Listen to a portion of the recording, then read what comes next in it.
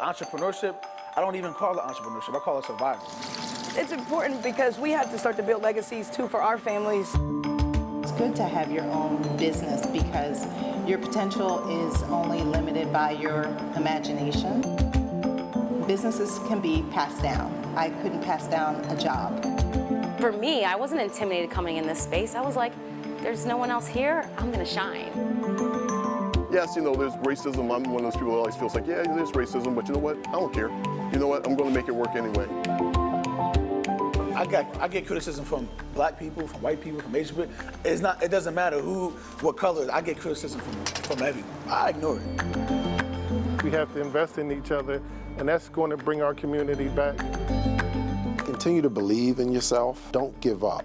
Every time someone tells you no, let that no fuel you. This is not an easy road, regardless of the industry that you are looking to work in. Being an entrepreneur is not an easy thing to do. It's not for the faint of heart.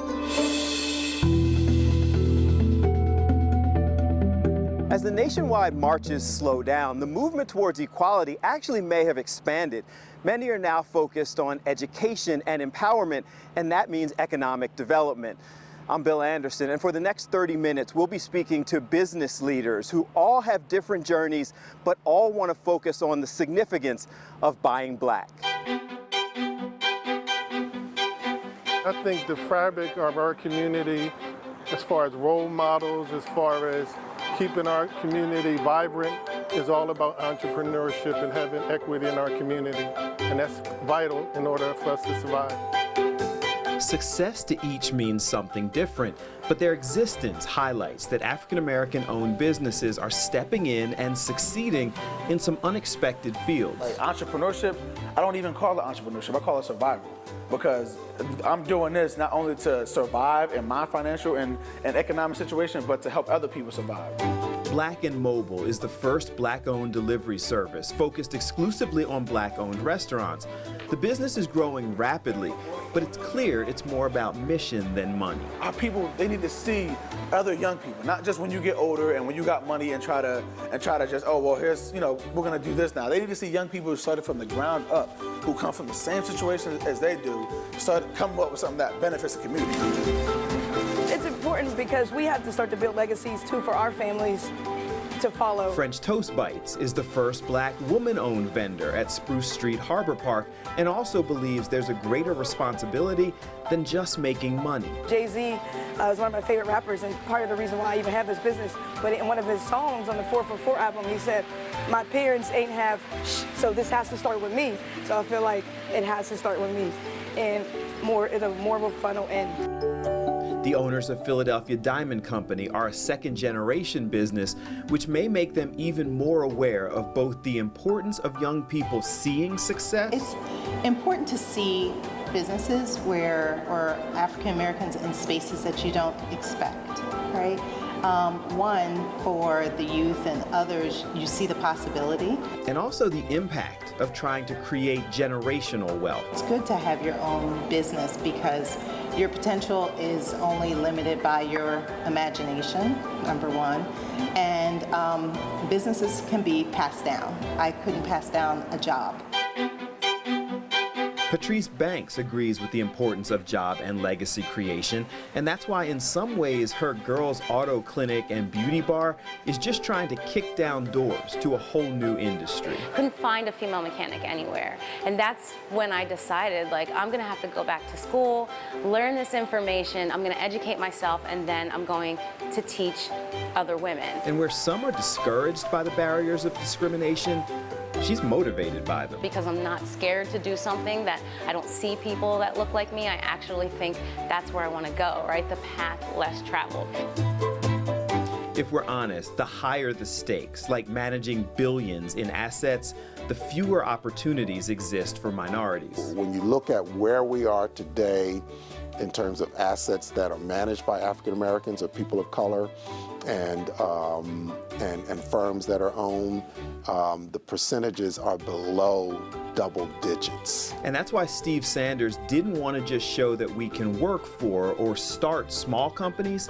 He wanted to prove that we can buy and own even the biggest ones. To make sure that the next generation and the generation after that got a chance to see me or others like me and hear our story, so they too can believe that they can be in this industry. So now you've met them, but how did they get here? What did they overcome, and what does it take?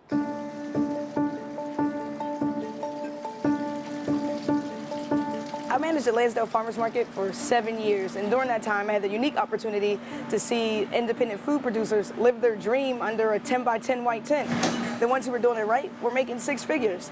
So I'm scratching my head like, I think I'm on the wrong side of the business. I'm delivering, making a whole bunch of money, made like $1,100 in 30 hours of work on a bicycle, a regular bike, no electric, just a regular bike. And I said to myself, if I can make this much money delivering food on a bike, how much should I make if I own a company? And that's how it started. They simply refused to be denied, no matter what path their dream took. I resigned from my day job and went back to school to get an MBA, food marketing from St. Joe's, because that's how serious I wanted to take it. Thank you. So I went home that night, I typed into YouTube, how do I start a delivery service? I watched a couple of the corniest videos.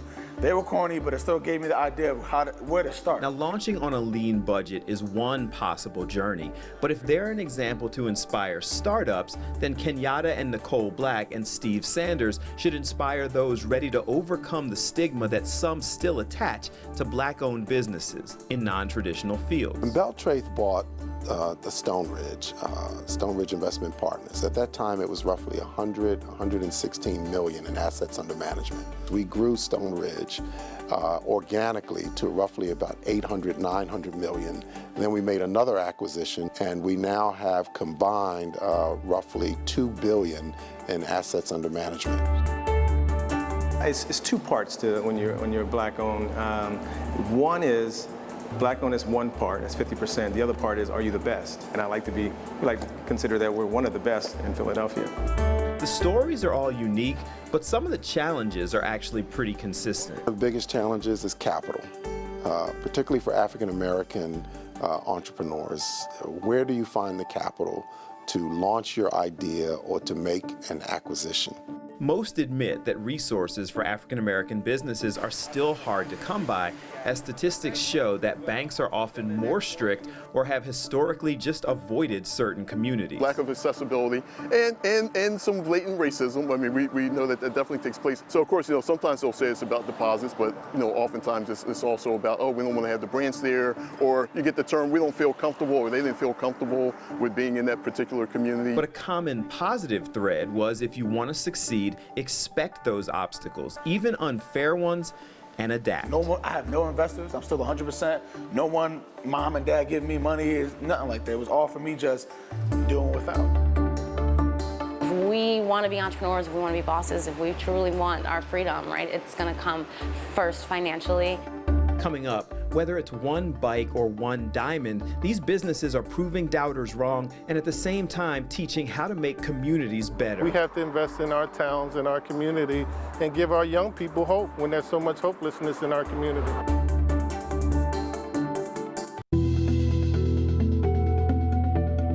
Listen, it's hard for any business to get started, but the real challenge isn't just opening your doors, it's keeping them open long enough to have a real impact.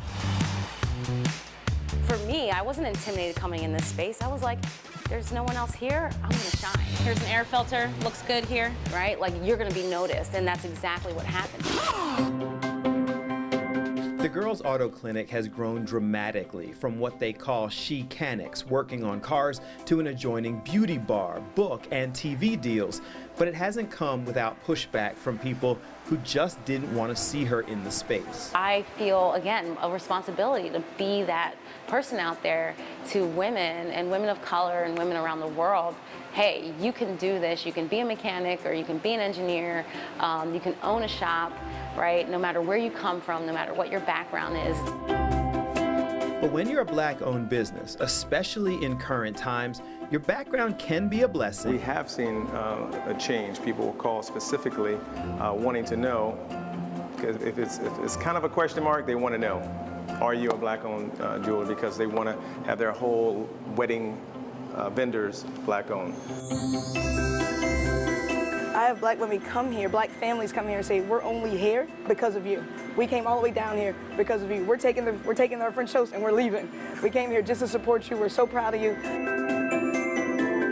But our current environment also hasn't changed, and in some cases has intensified historic biases. I get criticism from black people, from white people, from Asian people.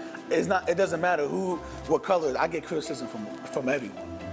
It's racist, and why are you doing that? Money is green, and I ignore it. There were some people who just came in and you could visibly see that they were shocked that we were African American. And so, over time, it was like, let's put our story out there. A lot of it is our history. A lot of it still think the ice is colder somewhere else.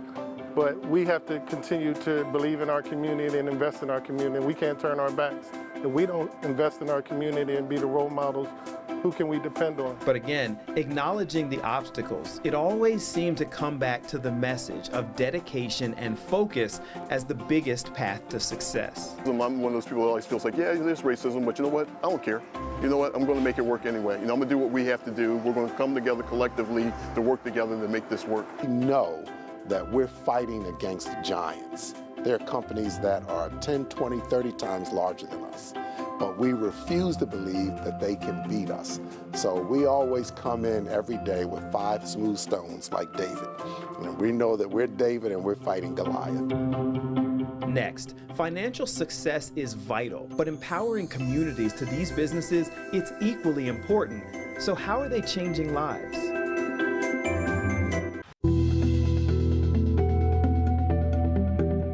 A business mentor of mine once told me that we should all look to grow past success into significance.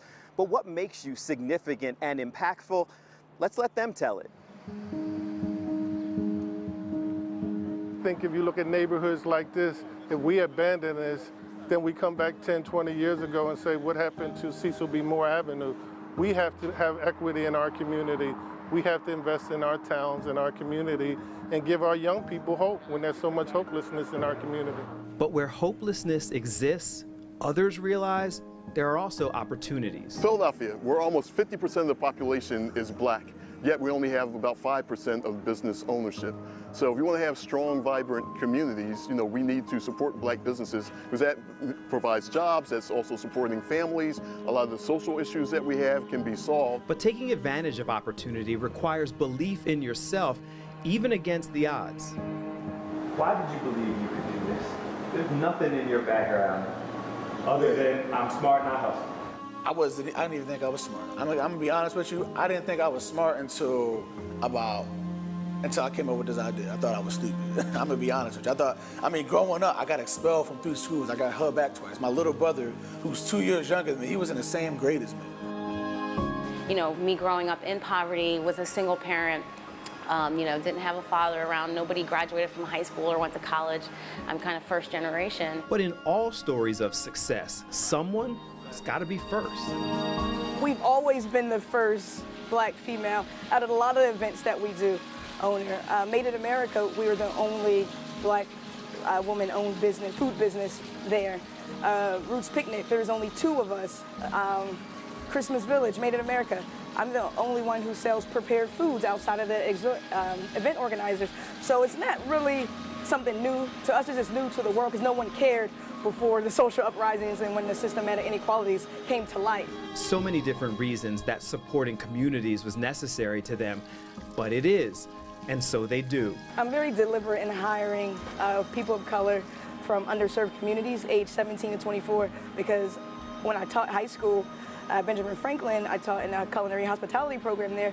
The only thing that separated those kids from other kids were access to resources and opportunities. We're hiring 500 in each city, and we're going to start hiring 5 more in LA, in Houston, in Chicago. We're going to hire people. We're going to create well over 10,000 jobs. Well over 10,000 jobs for the community. So that's my goal, is to go to every major city where there's a lot of black businesses and where our people need jobs. And again, it's about being good role models, invest in your community, saying, I'm not going to take my profit and move out of the community, but I'm part of the community, so we have to support each other, we have to invest in each other. And that type of commitment, they all believe, can begin to turn communities around. When you're doing something good and it goes to the next generation because now their parents or their auntie is telling them, hey, are you looking for a ring? This is the person in our family. I'm going to refer, Kenyatta and Nicole at Philadelphia Diamond Company. And I would gladly took on that responsibility to be the voice of, minorities, of women of color, or just people of color in the room, right? I felt like that was my role. I was going to let it be known, this is who I am. You're not going to confuse it. That, I believe, is a very important part of my legacy and others, is that who are we going to help step into our shoes? They're all about encouraging others, so next up, we'll hear their words of wisdom.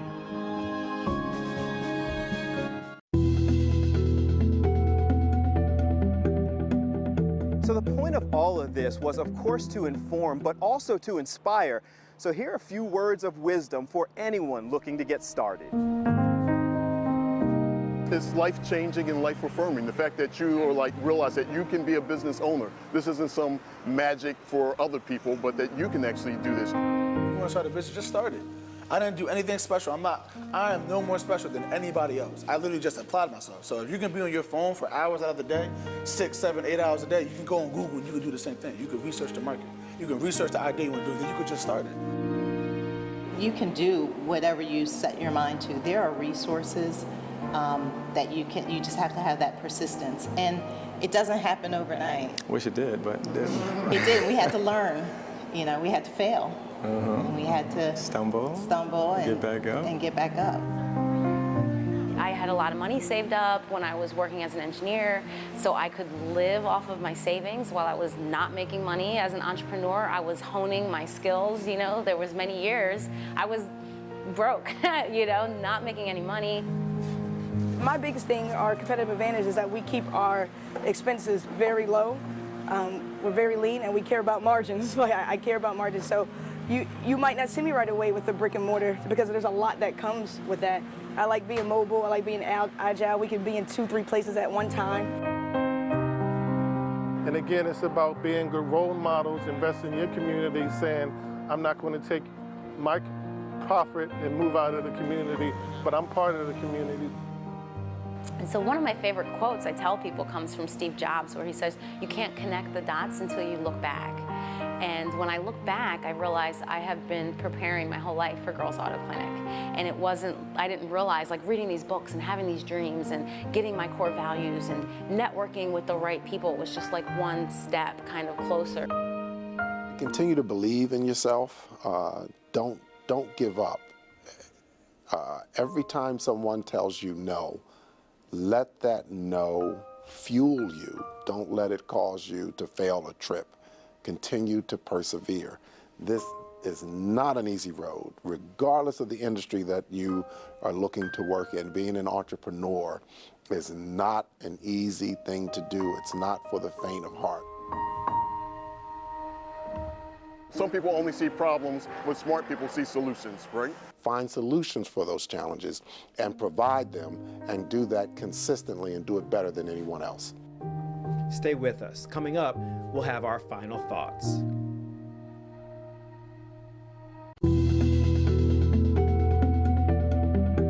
Listen, there's a lot of ways to transform and empower communities, and economic development is a huge part of that. So we hope that you now have a better understanding of not only the challenges, but also the significance of supporting minority businesses. I'm Bill Anderson. On behalf of Bill Rohr behind the camera and everyone who helped put this together, thanks so much for watching.